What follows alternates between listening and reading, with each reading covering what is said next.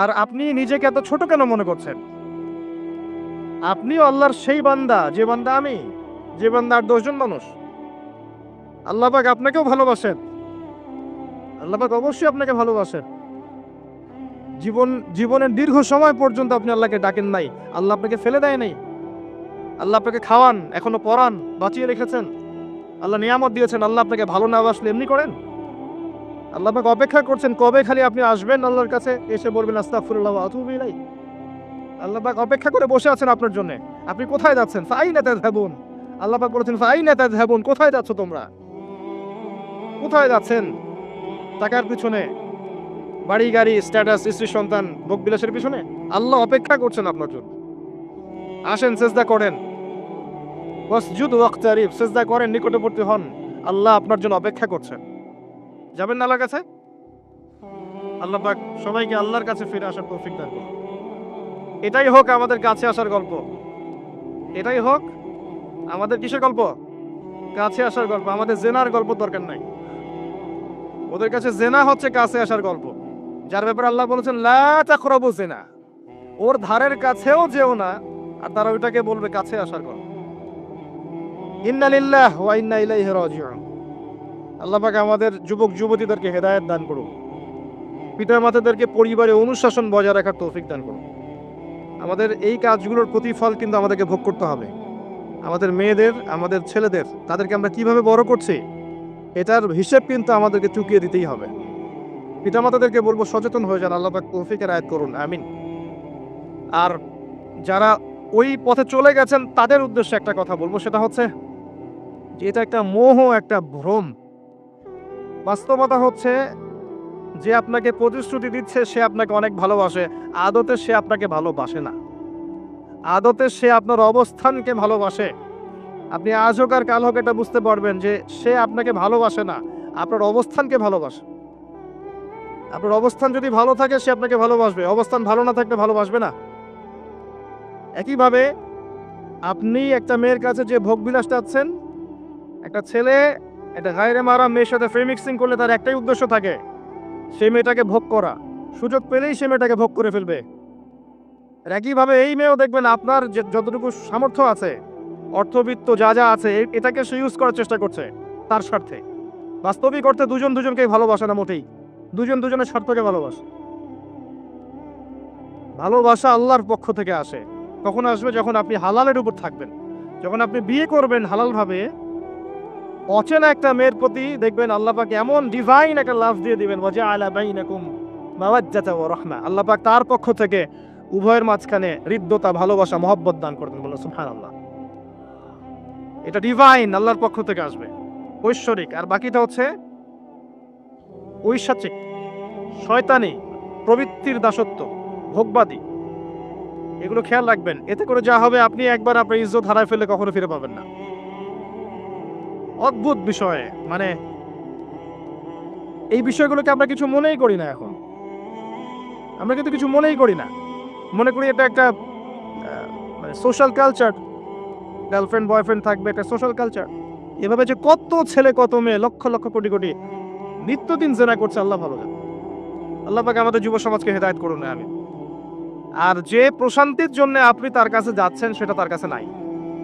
প্রশান্তি আছে কোরআনের কাছে, প্রশান্তি আছে নবীর সুন্নায়, প্রশান্তি আছে আল্লাহর জন্য সেজদায়। তার আল্লাহর জন্য আল্লাহকে স্মরণ করে আপনি কাঁদবেন, প্রশান্তি পাবেন। আল্লাহর জন্য কিছু কাজ করবেন, তার দিনের কোনো খেদমত করবেন, প্রশান্তি পাবেন। আল্লাহর কোরআনের 10টা আয়াত মুখস্থ করেন, মনে এমন শান্তি আসবে যেটা আপনি কোথাও পাবেন না। আমি চ্যালেঞ্জ করে বলছি আপনাকে, আপনি আল্লাহর কিতাবের আজকে গিয়ে 5টা আয়াত মুখস্থ করেন, অর্থটা পড়বেন, কয়েকবার চর্চা করেন, মানুষকে শোনান, আপনি মনে এমন একটা প্রশান্তি পাবেন যেটা পৃথিবীর কোনো জায়গায় পাবেন না। এখানে প্রশান্তি এত এত বেশি মাত্রায় আসবে, যার খবর যদি ওই পশ্চিমারা জানতো তাহলে আমার কলিজায় বোম মেরে উড়িয়ে দিত। কথা বুঝতে পারেন নাই? আল্লাহর পথে চললে যে প্রশান্তিটা পাওয়া যায়, এর খবর যদি ইসলামের শত্রুরা জানতো তাহলে মুসলিমদের কলিজায় পারমাণবিক বোমা মারত। তারা জানে না কি প্রশান্তি এখানে পাওয়া যায়। আপনি যে প্রশান্তির জন্য এখানে যাচ্ছেন এটা ওখানে নাই। কোরআনের কাছে আছে, সেজদায় আছে, নামাজে আছে, তাহাজ্জুদে আছে, আল্লাহর জিকিরে আছে। আর নেককার স্ত্রীর কাছে আপনি প্রশান্তি পাবেন। এটা আল্লাহ আপনাকে গিফট দিয়েছেন। আদম আলাইহিস সালামকে আল্লাহ পাক দিয়েছেন না? তার একাকী বোধ হচ্ছিল জান্নাতে, আল্লাহ পাক সঙ্গিনী সৃষ্টি করেছেন, এখানে আপনি প্রশান্তি পাবেন। বাকিগুলো প্রশান্তির উৎস নয়। পরে দেখা যাবে ওখানে ছাকা খেয়েছে, খেয়ে তারপরে মাদক সেবন করবে, তারপরে মিউজিকের কাছে যাবে, তারপরে দেখবেন যে পতিতালয়ে যাচ্ছে, তারপরে হয়তো গুন্ডামি করবে, জীবনটা উচ্ছৃঙ্খল হয়ে গেল। কেউ কেউ আত্মহত্যাও করবে, কারণ হচ্ছে ওই যে শুরুতে একটা মেয়ের সাথে প্রেম করে ছাকা খেয়েছে, ওখানে প্রশান্তি খুঁজেছে, শয়তান এদেরকে নিয়ে খেলেছে, একবারে দুজনের জীবন নষ্ট করে ফেলেছে। আদতে কি হলো, মুসলিম উম্মাহ থেকে দুইটা নক্ষত্র ধরে গেল। হয়তো ওই যুবককে দিয়ে দিনের কোনো খেদমত হতো, এখন আর হলো না।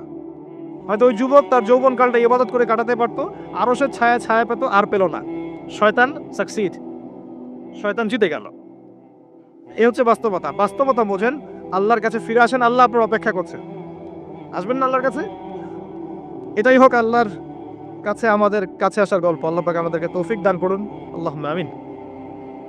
তো সুন্নাতের কথা বলতে গিয়ে আসলাম। নবী সাল্লাল্লাহু আলাইহি ওয়াসাল্লামের সুন্নাহ আমরা যেন আমাদের সামগ্রিক জীবনে পালন করার চেষ্টা করি, আল্লাহ পাক চেষ্টাটা যেন কবুল করেন, আমিন। এরপরে আছে সালাতের কথা, তারপরে আছে আপনার যাকাতের কথা। নিসাব পরিমাণ সম্পত্তি হয়ে গেলেই যাকাত দিতে হবে। এটা নফল কিছু নয়, ফরজ জিনিস। যদি আপনি সামর্থ্যবানদের যাকাতগুলো কালেক্ট করতে পারতেন, কেউ যদি পারত, দেখতেন এই যাকাতের অর্থগুলো দিয়ে এত এত মানে বিগ বিগ প্রজেক্ট করা যেত, যেটা আপনি কল্পনা করতে পারবেন। এটা কিন্তু নফল কিছু নয়, দিতেই হবে বাধ্যতামূলক। যাকাত আল্লাহ পাক এই জন্য ফরজ করেছেন যাতে করে সমাজের মধ্যে ধনী এবং গরিবের সাম্য বজায় থাকে। এটা গরিবের হক। যাদের উপর যাকাত ফরজ হয়েছে তারপরেও যাকাত দিচ্ছে না, এদের সম্পত্তিগুলোকে আল্লাহ পাক কিয়ামতের দিন গলাবেন, মানে ধাতুতে পরিণত করে গলাবেন, গলিয়ে কপালে, গালে, পিঠে, চেহারায় লেপটে দিবেন। বলেন নাউজুবিল্লাহ। সূরা তাওবা পড়ে দেখেন, সূরা তাওবার মধ্যে এটা আছে। সম্পত্তি গলানো হবে, গলে একটা সোনা, তামা, ব্রোঞ্জ এগুলো গলালে কেমন হবে? এগুলো উত্তপ্ত করে যদি গায়ে লাগিয়ে দেওয়া হয় কেমন শাস্তি হবে? বলা হবে এটাই সেই তোমার সম্পদ যা তুমি সঞ্চয় করেছিলে, আজকে এটা আযাব ভোগ করো। নাউজুবিল্লাহ। এটা সমাজের সাম্য বজায় রাখে, গরিব আর ধনীর মধ্যে একটা ব্যালেন্স বজায় রাখে। এটা গরিবের হক। যখন আমরা যাকাত দিব না, গরিব মানুষের মাথাপিছু যে মানটা আছে জীবনযাত্রা, এটা আরো কমে যাবে। এটাতে শুধুমাত্র একটা রাষ্ট্রেরই উপকার হয় না, ব্যক্তি পর্যায়ে উপকার হয়। যখন ব্যক্তি পর্যায়ে যাকাত চলে যাবে সবার হাতে হাতে, দেখবেন আজকে যে খেতে পারছে না সে কালকে দুবেলা খেতে পারবে ইনশাআল্লাহ। আর অনেক মুসলিম আছি আমরা যারা সালাত পড়ি, যাকাত দেই না, আছি না? যাকাতকে আমরা ফরজই মনে করি না। যদি বলা হয় ইসলামের 5টা পিলার বলেন, বলবে কালিমা, নামাজ, রোজা, হজ, যাকাত। যাকাত সবচেয়ে শেষে, তাই না? যাকাতকে পাঠাইছে সবচেয়ে শেষে, অথচ আল্লাহ বলেছেন কালিমা, তারপরে সালাত, তারপরে যাকাত, তারপরে সাওম, তারপরে হজ। যাকাতকে গুরুত্ব দিন, এটা ইসলামিক অর্থনীতির মূল ভিত্তি। যাকাতের উপরে আল্লামা তাকি উসমানী শাইখের একটা বই আছে, এই বইটা পড়তে পারেন, অত্যন্ত চমৎকার। যাকাত নিয়ে বিস্তারিত আলোচনা করা হয়েছে এবং যাকাত কিভাবে মানবতার উপকার করবে এটা বলা আছে। আজকে এটা টপিক না, আমি না হলে অনেক লম্বা কথা বলতে পারতাম। আল্লাহ পাক আমাদের সবাইকে যাকাত দেওয়ার তৌফিক দান করুন, আমিন। এরপরে সওমের কথা বলেছেন, সওম ইনশাআল্লাহ সামনে আসবে, আমরা সবাই রাখবো। আল্লাহ পাক আমাদের সবাইকে 30টা সওম, পুরো মাস সওম রাখার তৌফিক দান করুন, আমিন। এবং সওমটা শুধু না খেয়ে থাকার, পিপাসার্ত থাকার নাম নয়, বরং আল্লাহ পাকের যাবতীয় নিষেধ ছেড়ে দেওয়ার নাম কিন্তু সওম। এটা একটা হিজরত। মানে আল্লাহ পাক যত বিষয় নিষেধ করেছেন এগুলোকে ছেড়ে দেওয়ার নাম কিন্তু রোজা বা সওম। শুধু না খেয়ে থাকার নাম সওম নয়। না খেয়ে থেকে কেউ যদি গালি দেয়, গীবত করে, সুদ খায়, জিনা করে, তার কি রোজা হবে? হবে না। আল্লাহ পাকের নিষেধগুলো বর্জন করলে পরে রোজা হবে ইনশাআল্লাহ। এর উদ্দেশ্য কি? তাকওয়া অবলম্বন করা। কুতিবা আলাইকুমুস সিয়াম কামা কুতিবা আলাল্লাযিনা মিন ক্বাবলিকুম লাআল্লাকুম তাত্তাকুন। উদ্দেশ্যটা কি? লাআল্লাকুম তাত্তাকুন। আল্লাহ পাকের নিষেধ না ছাড়লে কি কেউ তাকওয়া অবলম্বন করতে পারবে? অতএব সিয়ামের মূল উদ্দেশ্য কি? তাকওয়া অবলম্বন করা, আল্লাহ পাকের যাবতীয় নিষেধগুলোকে বর্জন করা। আল্লাহ পাক আমাদেরকে সিয়াম রাখার মতো রাখার তৌফিক দান করুন। রমজান মাসে আমরা ইফতার করাবো বেশি বেশি ইনশাআল্লাহ। বেশি বেশি মানুষকে ইফতার করাবেন, বেশি বেশি নফল দান সাদাকা করবেন, যাকাতগুলো দিয়ে দিবেন। রমজান মাসে কিয়ামুল লাইল করবেন, তারাবির নামাজ সুন্দর করে লম্বা করে পড়বেন। রাকাত সংখ্যা নিয়ে ঝগড়া করেন না। আমরা যে কাজগুলো করি ঝগড়াটা বেশি করি। কোয়ালিটি দেখবেন আল্লাহ, কোয়ালিটি, কোয়ান্টিটি না। নামাজটা কেমন কোয়ালিটি সম্পূর্ণ ছিল। এবং এই রমজান মাসে সবচেয়ে বেস্ট নেয়ামা হচ্ছে কোরআন। এই মাসে কি হয়েছে? কোরআন নাজিল হয়েছে, এই কোরআনকে সময় দিতে হবে। যারা কোরআন তেলাওয়াত করতে জানি না, রমজান মাসে শিখতে হবে। যারা জানেন তারা খতম দিবেন, তেলাওয়াত করবেন, খতম দিবেন। যারা আরো ভালো জানেন তারা গবেষণা করবেন, পুরো কোরআনটা গবেষণা করবেন। করা যাবে না ইনশাল্লাহ? আল্লাহ পাক সবার আগে আমাকে, অতঃপর আপনাদের সবাইকে তৌফিক দান করুন, আমিন। এবং দিনের জন্য তালিম করবেন, ইমানের আলোচনা করবেন, মসজিদে দার্স দিবেন, ইফতার করাবেন, গরিবদেরকে সাদাকা করবেন, ওষুধ দিবেন, ফিতরা আদায় করবেন। রমজান মাসটাকে একটা ইসলামের ইবাদতের সংস্কৃতি বানিয়ে ফেলবেন। রমজানের প্রতিটা মোমেন্টকে কাজে লাগানোর চেষ্টা করবেন। আল্লাহ পাক সবাইকে তৌফিক দান করুন, আল্লাহ। ইফতার একসাথে করবেন, বাসায় সবাই একসাথে ইফতার করবেন। একটা কমিউনিটি, একটা মানে কি বলবো, ইসলামের উৎসব যেন বিরাজ করে। পরিবারের ছোটরা দেখবে যে রমজানে আমরা সবাই একসাথে ইফতার করি। একটা বড় থাল কিনবেন বাসায়, এই বড় থালে খাওয়া কিন্তু সুন্নাত। একটা বড় থাল যেখানে পরিবারের সবাই সদস্য মিলে খাবেন। বাচ্চা কাচ্চা, ছোট ছোট বাচ্চারা দেখে দেখে বড় হবে যে আমরা রমজান মাসে বাবা মা সবার সাথে বসে খেয়েছি এভাবে।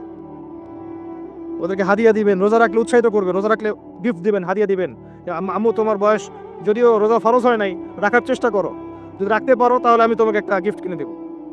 রাখতে উৎসাহিত করেন, দেখবেন ইনশাল্লাহ এই চর্চাগুলো পরবর্তীতে ওদের মধ্যে তাকওয়া নিয়ে আসবে ইনশাল্লাহ। আমাদের মনে আছে আমরা যখন ছোট, রোজা ফরজ হয় নাই, আমাদের কিভাবে বকশিস দেওয়া হতো, রোজার একটা 10 টাকা দেওয়া হবে। তখন অবশ্য 10 টাকার মান এখনকার 100 টাকার চেয়ে বেশি ছিল। আর আপনার টাকার মান দিন দিন কমবেই, কারণ ইসলামিক কারেন্সি যারা বোঝে না তারা এগুলোর সম্পর্কে বিরূপ মন্তব্য করতে পারে। বাট আমরা জানি যে একটা সভ্যতা মানুষের সম্পদ চুষে খাচ্ছে, এবং ডে বাই ডে এটা ক্ষতি থাকবে। যাই হোক, ওই টপিকে আর গেলাম না। তো আমাদেরকে পুরস্কৃত করা হতো এভাবে, উৎসাহিত বোধ করতাম। কয়টা রেখেছি? 7টা, তারপরের বছর 10টা, তারপরের বছর 15টা। এভাবে করতে করতে দেখবেন আপনার বাচ্চা রোজা রাখা শিখে যাবে। এবং সওম রাখলে শরীরের কোনো ক্ষতি নাই উপকার ছাড়া। ক্ষতি আছে? কোনো ক্ষতি নাই, কোনো ক্ষতি নেই উপকার ছাড়া। সবচেয়ে বড় কথা হচ্ছে যারা খেতে পারে না ওদের ফিলিংসটা আপনি বুঝতে পারবেন। আপনিও বুঝতে পারবেন যে না খেয়ে থাকা এটা কেমন। আল্লাহ পাক যে খাওয়াচ্ছেন আমাকে, এটা কত বড় নিয়ামত ছিল। আল্লাহ পাক আমাদের সবাইকে রমজান মাস পর্যন্ত পৌঁছে দিক, এবং রমজানের 30টা সওম পুরো মাস রমজানের যাবতীয় কাজের সাথে আদায় করার তৌফিক এনায়েত করুন, আমিন। আর সম্ভব হলে রমজান মাসে উমরা করবেন, সম্ভব হলে রমজান মাসে উমরা করতে পারেন। এটা খুব বড় একটা ইবাদত, এবং এটাতে যে নববী রুহানি একটা স্বাদ পাবেন, এটা কিন্তু বলে বোঝাতে পারবো না আমি। আপনি করলে পরে বুঝতে পারবেন। আল্লাহ পাক তৌফিক দান করুন সবাইকে, আল্লাহুম্মা আমিন। এরপরে আছে সামর্থ্য হলে হজের কথা। আলহাজ টাইটেলের জন্য নয়, মানুষ আমাকে আলহাজ বলবে, হ্যাঁ, মানুষকে দেখানোর জন্য হজ, আমাকে হাজি সাহেব বলবে, এই জন্য হজ নয়। হজ করতে যাবেন ইব্রাহিমী চেতনা শিখতে। হজের কাজের মধ্যে ইব্রাহিম আলাইহিস সালামের একত্ববাদের চেতনা আছে। আরাফার মাঠে আপনি কিয়ামতের মাঠকে ফিল করবেন, সাই করবেন, তখন হাজরা আলাইহিস সালামের সেই কষ্ট ফিল করবেন। প্রত্যেকটা কাজের পিছনের ঘটনা কি এটা আপনাকে ফিল করতে হবে। পাথর মারবেন, নাস্তিকরা এগুলো নিয়ে মজা করে না, ঠাট্টা মস্করা করে। সন্তানকে জবাই করার যে হুকুমটা ছিল, সেখানে শয়তান ধোঁকা দিচ্ছিল না? শয়তান যে প্রত্যেকটা কাজে আমাদেরকে বিভ্রান্ত করে, এই চেতনাটা ওখানে জাগ্রত হয়। প্রত্যেকটা কাজ আমাদের বাহ্যিকভাবে দেখলে হবে না, এর পিছনে ভিতরে একটা আধ্যাত্মিকতা থাকে, রুহানিয়াত থাকে। ওইটা বুঝতে পারলে ইসলাম বোঝা যাবে ইনশাআল্লাহ। তো হজের প্রতিটা কাজ আপনি দেখবেন ইব্রাহিম আলাইহিস সালামের সুন্নাহ, হাজরা আলাইহিস সালামের আত্মত্যাগ, ইসমাইল আলাইহিস সালামের ঘটনা, কিয়ামতের মাঠ, দোয়া কবুলের মাঠ, তাওয়াফ, এই প্রত্যেকটা বিষয় আপনার ক্ষুদ্রত্ব, আল্লাহর বিশালত্ব, এগুলো আপনাকে বুঝিয়ে দিবে। শুধু আলহাজ টাইটেলের জন্য নয়, বরং আল্লাহর কাছে আত্মসমর্পণ করার জন্য, প্রকৃত ইসলাম বোঝার জন্য হজ করবেন। আল্লাহ পাক তৌফিক দান করুন। দোয়া করে আল্লাহ পাক সবাইকে জীবনে অন্তত একটাবার যেন হজ করার তৌফিক দান করেন, আমিন। এটা প্রথম প্রশ্ন ছিল। দ্বিতীয় প্রশ্ন তিনি করছেন, কোন ব্যক্তি? ওই যে ধবধবা সাদা জামা পরা ব্যক্তি, মনে আছে না ভুলে গেছেন? সে কোথায় বসে আছে? হ্যাঁ, সামনে, হাঁটুর সাথে হাঁটু লাগিয়ে, হাত কোথায়? উরুর উপরে। উস্তাদের সামনে বসার আদব এটা, উস্তাদের সামনে বসার আদব। দ্বিতীয় প্রশ্ন করছে, এবার সেই ব্যক্তি বলছে সাদাক্ত, আপনি সত্য বলেছেন। এবার পাশে ছিলেন উমর রাদিয়াল্লাহু আনহু, তিনি বলছেন ফাআজিবনা লাহু, আমরা অবাক হয়ে গেলাম। ইয়াসআলুহু ওয়া ইউসাদ্দিকুহু, সে নিজেই প্রশ্ন করলো, নিজেই আবার সত্যায়ন করছে। কে এই ব্যক্তি? কারণ যে প্রশ্ন করে সে কি সত্যায়ন করতে পারে? আপনি জানতে এসেছেন একটা বিষয় জানতে এসেছেন, উত্তর পেলেন, আপনি নিজে বলছেন হ্যাঁ আপনি সত্য বলেছেন, তার মানে আপনি আগে থেকে জানেন, তাই না? এবার দ্বিতীয় প্রশ্ন করছেন তিনি, ইয়া মুহাম্মদ, বলেন সাল্লাল্লাহু আলাইহি ওয়াসাল্লাম, আখবিরনি আনিল ঈমান, আমাকে ঈমান সম্পর্কে বলুন। এখন নবী সাল্লাল্লাহু আলাইহি ওয়াসাল্লাম বলছেন আল ঈমান, ঈমান হচ্ছে আন তুমিনা বিল্লাহ, তুমি বিশ্বাস করবে প্রথমত এক আল্লাহর প্রতি, ওয়া মালাইকাতিহি, তার ফেরেশতা মণ্ডলীর প্রতি, ওয়া কুতুবিহি, সমস্ত আসমানি কিতাবের প্রতি, ওয়া রুসুলিহি, সমস্ত নবী রাসূলগণের প্রতি, ওয়াল ইয়াউমিল আখির, পরকালের জীবনের প্রতি। 6 নাম্বার ওয়া আন তুমিনা বিল কদরি খাইরিহি ওয়া শাররিহি, এবং তুমি ঈমান আনবে, বিশ্বাস করবে তাকদীর বা ভাগ্যের ভালো মন্দের প্রতি। এই 6টা বিষয়ের প্রতি মনে বিশ্বাস করবে, মুখে স্বীকার করবে এবং কাজে বাস্তবায়ন করবে, এর নাম হচ্ছে ঈমান। মনে থাকবে? কয়টা বিষয়? 6টা। এখানে একটা কথা আমি বলি, আগেও বলেছি আবার বলছি, এই 6টা বিষয় গায়েবের বিষয়।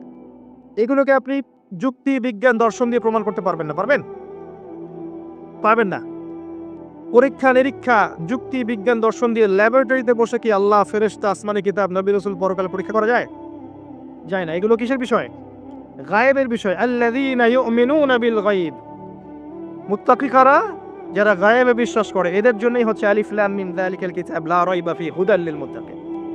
তো ঈমানের 6 পিলারকে 3টা কাজ করতে হবে: মনে বিশ্বাস, মুখে স্বীকৃতি এবং কাজে বাস্তবায়ন। যারা শুধু বিশ্বাসটাকেই সবকিছু মনে করে, এদেরকে বলা হয় মুরজিয়া বা শৈথিল্যবাদী। আর যারা কাজ করতে গেলেই পান থেকে চুন খসলেই কাউকে কাফের বলে ফেলে, এদেরকে বলা হয় খাওয়ারেজ বা খারেজি। আহলে সুন্নাহ ওয়াল জামায়াতের আকীদা হচ্ছে মাঝখানে।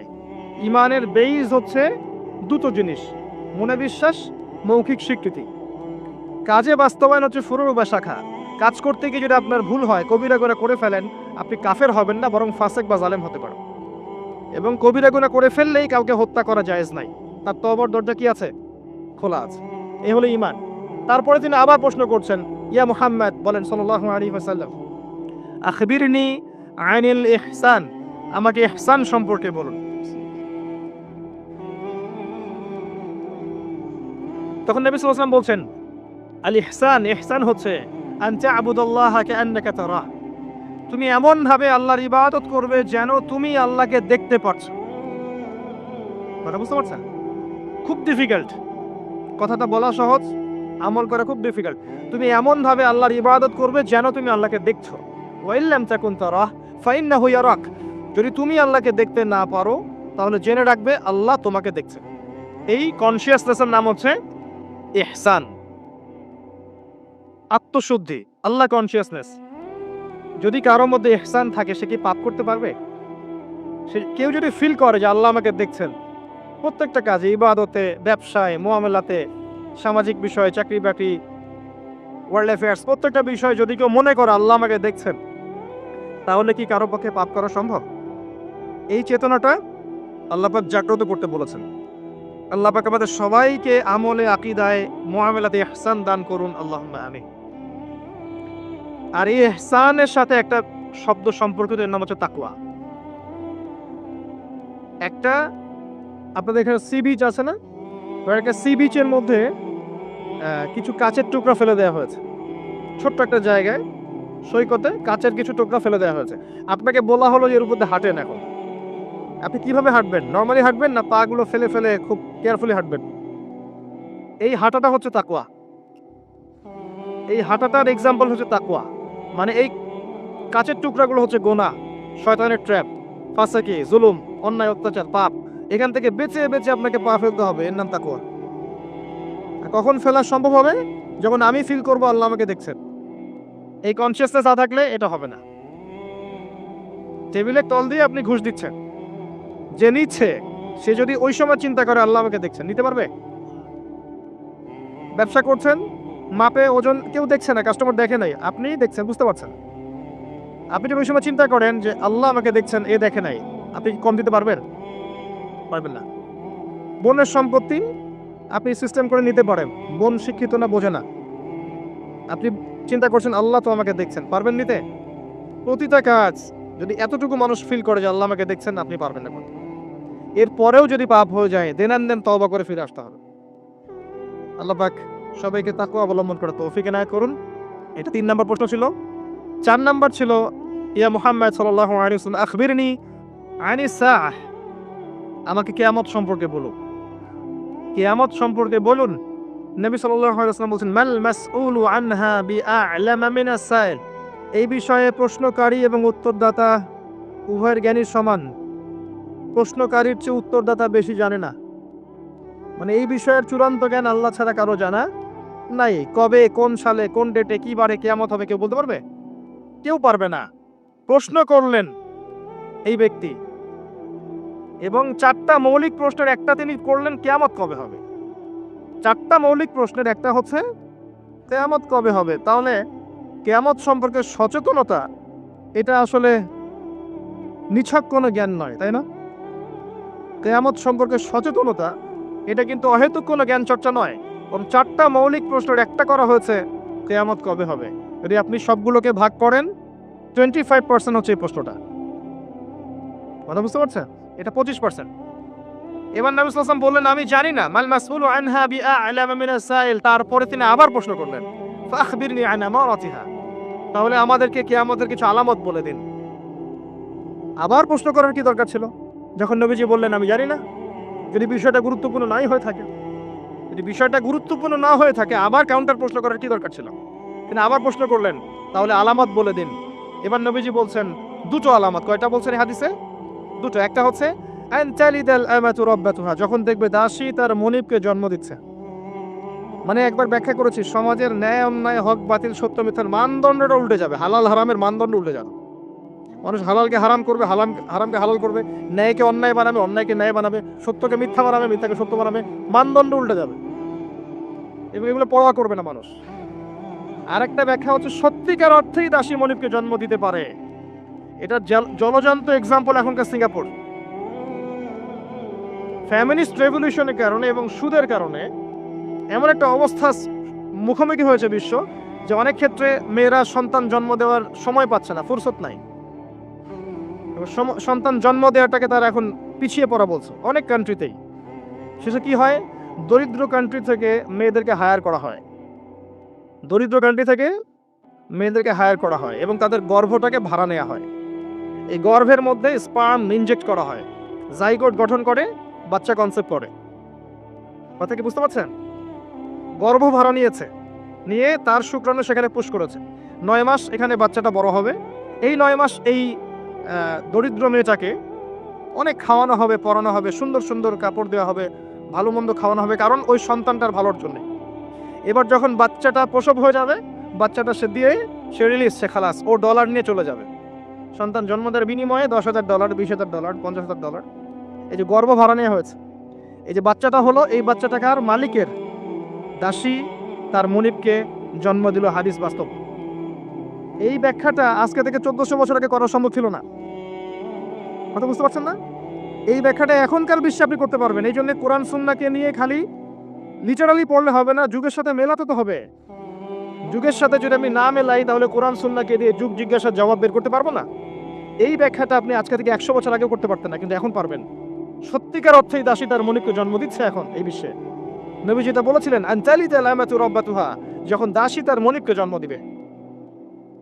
আরেকটা বলেছিলেন ওয়ান তারাল হুফাতাল উরাতাল আলাতা রিয়াশা ইয়াতাতাওয়ালুনা ফিল বুনিয়ান, যখন তুমি দেখবে সমাজের, মাইন্ড করবেন না, যখন তুমি দেখবে সমাজের সবচেয়ে দরিদ্র শ্রেণীর, রাখাল শ্রেণীর, নগ্ন পদের, খালি পায়ের, নগ্ন গায়ের, মানে গায়ে জামা নাই, পায়ে স্যান্ডেল নাই, এমন শ্রেণীর মানুষেরা উঁচু উঁচু বিল্ডিং নির্মাণের প্রতিযোগিতা করবে, ফান্তাজির সাআহ, কিয়ামতের অপেক্ষা করতে থাকো। বিগত 200 বছরে বিশ্ব দেখে নাই এত হাইলি টলেস্ট বিল্ডিং এর প্রতিযোগিতা। অমুকের 100 তলা তো অমুকের 200, অমুকের 200 তো অমুকের 300। এটা সমাজ থেকে শুরু করে রাষ্ট্র, বিশ্ব সব জায়গায় এই দৃশ্য দেখা যাচ্ছে। সমাজে দেখেন কিছু মানুষ ছিল যারা টাকা পয়সা ছিল না, আজকে দেখবেন বিল্ডিং তুলছে 10 তলা, 20 তলা, 50 তলা। অনেক রাষ্ট্র ছিল, ওই যে বেদুইন রাষ্ট্র ছিল, মধ্যপ্রাচ্যের দিকে তাকাবেন, আগে জামা পরার টাকা ছিল না, ব্ল্যাক গোল্ড পেয়েছে, তেল উঠাইছে আর খাইছে। উঠাইছে আর খাইছে না, উঠাইছে আর আমেরিকাকে দিছে, তেল তুলছে আর আমেরিকাকে দিছে, দিয়ে ডলার নিছে, নিয়ে উঁচু উঁচু বিল্ডিং, তোমার 100 আমার 110, এবং এটা গর্বের বিষয় ওদের কাছে এখন। এই দৃশ্যের কথা নবী সাল্লাল্লাহু আলাইহি ওয়াসাল্লাম বলেছেন যে যখন তুমি দেখবে সমাজের সবচেয়ে দরিদ্র মানুষেরা উঁচু উঁচু বিল্ডিং নির্মাণের প্রতিযোগিতা করবে, একটা কমন প্রশ্ন করি এখন, যে ব্যক্তির টাকা নাই সে কেমন করে বিল্ডিং তুলবে? এই উত্তরটা দেওয়ার জন্য আপনার পিএইচডি করার কোনো দরকার নাই। উত্তর খুব সহজ। একজন ব্যক্তির টাকা নাই, সে কিভাবে 20 তলা বিল্ডিং করতে পারে? উত্তর দেন, কিভাবে বলেন? শুধু অবৈধভাবেই নয়, অবৈধভাবে তো একটা অপশন আছেই। কিভাবে? এক্স্যাক্টলি, সুদের মাধ্যমে। সুদ ছাড়া অন্য কোনো অপশন নাই। এবং আমি এখন যে ফ্ল্যাটে ভাড়া আছি, মনে করেন যেই ফ্ল্যাটে ভাড়া আছে সেই ফ্ল্যাটের ভাড়ার টাকা আমি যে দিচ্ছি, এই যে ফ্ল্যাট মালিকরা যে ভাড়াটিয়াদের কাছ থেকে প্রতি মাসে ভাড়া তুলে এই ভাড়ার টাকা থেকে লোন শোধ করছেন ব্যাংকের, এখন আমি সুদ খাচ্ছি না? আমি নিজেও সুদের সাথে সম্পৃক্ত হয়ে গেলাম। তাহলে মানে আমার টাকা দিয়ে সে সুদের ঋণ পরিশোধ করছে। এটা সেই যুগ, যে যুগে একটা মানুষও সুদ থেকে বাঁচতে পারবে না, ইল্লা মাশাআল্লাহ। বাঁচতে পারবে কারা? ওই যে ছোট্টখাটো দ্বীপে যারা বাস করে, সোসাইটির সাথে কোনো সম্পর্ক নাই, ওরা হয়তো পারতে পারে। নাগরিক জীবনে কেউ সুদ থেকে বাঁচতে পারবে না। এই যুগের কথা নবী সাল্লাল্লাহু আলাইহি ওয়াসাল্লাম হাদিসের মধ্যে বলে গেছেন, একটা যুগ আসবে যখন সমাজের প্রায় প্রতিটা মানুষ সুদ খাবে, যে খাবে না তার গায়েও এসে সুদের ধুলা লাগবে। এটা সেই যুগ। অনলি রিবার মধ্যে, সুদের লোনের মধ্য দিয়ে সম্ভব নগ্ন পদের মানুষের বিল্ডিং নির্মাণ করা, অন্য কোনো অপশন নাই। আরেকটা অপশন হচ্ছে দুর্নীতি করা এবং মানুষের টাকা পয়সা মেরে খাওয়া। অবৈধ পথে, ন্যায় পথে কোটি কোটি টাকা জমিয়ে পরে এটা করা quite impossible, so very difficult. এটা সম্ভব না। এই যুগের কথা নবীজি বলে গেছেন এই হাদিসের মধ্যে, যেখানে মাত্র 2টা আলামত বলেছেন, তার মধ্যে একটা হচ্ছে এটা, যখন তুমি দেখবে নগ্ন পদের, নগ্ন দেহের মানুষেরা উঁচু উঁচু বিল্ডিং নির্মাণ করছে না, বরং নির্মাণের প্রতিযোগিতা করছে। ভাষাটা বোঝেন, নির্মাণ করছে না, নির্মাণের প্রতিযোগিতা করছে। ইয়াতাতাওয়ালুনা ফিল বুনিয়ান, যে কোনো আলেমকে জিজ্ঞাসা করেন ব্যাখ্যা কি। এই হলো হাদিস। এবার সেই ব্যক্তি উঠে চলে গেল এবং ওমর ইবনুল খাত্তাব তিনি বলছেন, ফালাবিসনা মালিয়ান, আমরা চুপ করে বসে থাকলাম, যেন আমাদের মাথার উপরে কাক বসে আছে, পাখি বসে আছে, চুপ করে। নবীজি কোনো কথা বলছেন না, সাহাবীরা কোনো কথা বলছেন না। সেই ব্যক্তি উঠে চলে গেল।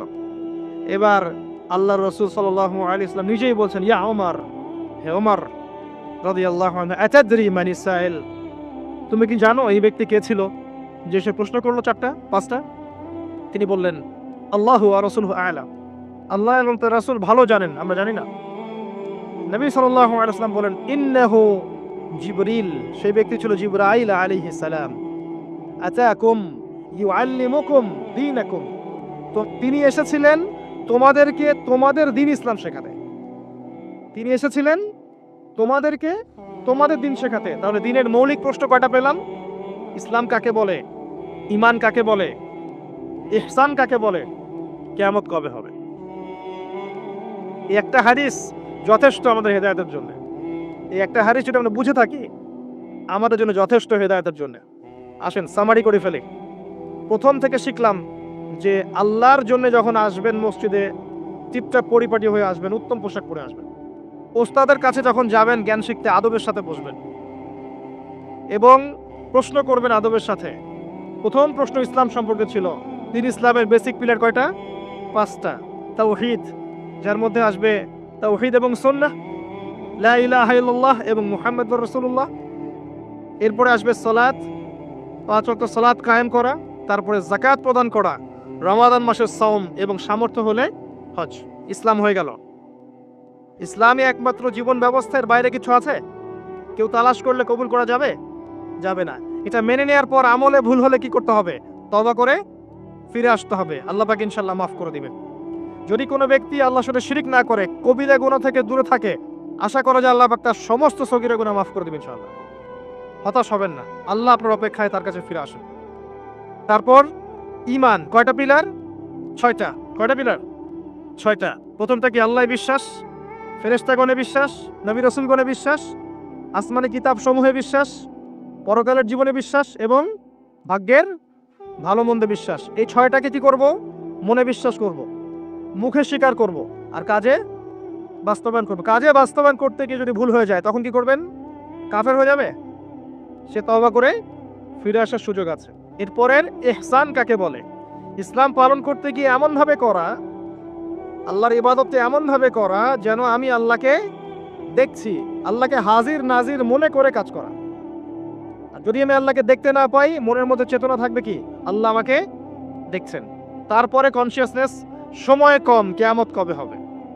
আমরা শেষ জামানায় বাস করছি, সময় শর্ট। এখানে 2টা আলামত বলা আছে, বাকি বহু হাদিস আছে শত শত, যেখানে আরো হাজার হাজার আলামত আছে, হাজার হাজার। এই যে মানুষ দুনিয়াদার হয়ে যাচ্ছে বেশি বেশি, আলামতে সা। মসজিদের মধ্যে ফিতনা হচ্ছে না এখন, আলামতে সা। মসজিদ চাকচিক্যময় হচ্ছে না তাজমহলের মতো, কি আমাদের সাইন। মেয়েদের সংখ্যা বাড়ছে না, ছেলেদের সংখ্যা কমছে না, সাইন। মেয়েরা ছেলেদের পোশাক করছে না, ছেলেরা মেয়েদের পোশাক করছে না, সাইন। সময় সংক্ষিপ্ত হয়ে আসছে না, বেশি বেশি মহামারী, বন্যা, ঘূর্ণিঝড়, জলোচ্ছ্বাস এগুলো ছড়াচ্ছে না, বেশি থেকে বেশি হচ্ছে, সাইন। অসংখ্য সাইন। মুসলিমদের উপর নির্যাতন বাড়ছে না, বিশ্ব হত্যা বাড়ছে না, কিলিংস বাড়ছে না, মুসলিমদের বিভক্ত হচ্ছে না বিভিন্ন দলে দলে, সাইন। কত সাইন নেবেন, শেষ করা যাবে না। এমনকি চাঁদ যেটা দেখছেন এটাও ফেটে গেছে। চাঁদ যেটা দেখছেন না, এটা ফাটল ধরা, চাঁদ পরিপূর্ণ নয়, ফাটা আছে, এটাও কিয়ামতের সাইন। এবং পৃথিবী পানি শূন্য হচ্ছে, এগুলো সাইন। জলবায়ুর পরিবর্তনগুলো সাইন। অনেক বিষয় আছে যেগুলো আপনি আখিরুজ্জামানের বইগুলোতে পাবেন। কিতাবুল ফিতান অধ্যায়গুলো পড়েন, আলামতুস সাআগুলো পড়েন, পাবেন। এখানে জাস্ট 2টা বলা হয়েছে। দাসী মনিককে জন্ম দেওয়া মানে সমাজের মানদণ্ড উল্টে যাবে, ন্যায় অন্যায় হকবাদের সত্য মিথ্যার মানদণ্ড উল্টে যাবে। আর সমাজের সবচেয়ে নিকৃষ্ট শ্রেণীর মানুষেরা দেখবেন ওই যে টলেস্ট বিল্ডিং এর প্রতিযোগিতা করছে, রিবার মাধ্যমে, দুর্নীতির মাধ্যমে এবং অন্যায় অত্যাচারের মাধ্যমে জুলুমটা বাড়বে। আরেকটা হাদিসে আছে, যখন আমানতের খেয়ানত করা হবে, সাহাবীরা বললেন যখন আমানতের খেয়ানতটা বুঝলাম না কিভাবে। নবীজি বললেন যখন অযোগ্য ব্যক্তিকে, অনুপযুক্ত ব্যক্তিকে দায়িত্ব দেওয়া হবে তখন বুঝে নিবে এটা আমানতের খেয়ানত। আর এটা সব ক্ষেত্রেই, ধর্মীয় ক্ষেত্রে, সামাজিক ক্ষেত্রে, সব ক্ষেত্রে, সব ক্ষেত্রে। আল্লাহ পাক আমাদেরকে কিয়ামতের আলামতগুলো বোঝার তৌফিক দান করুন।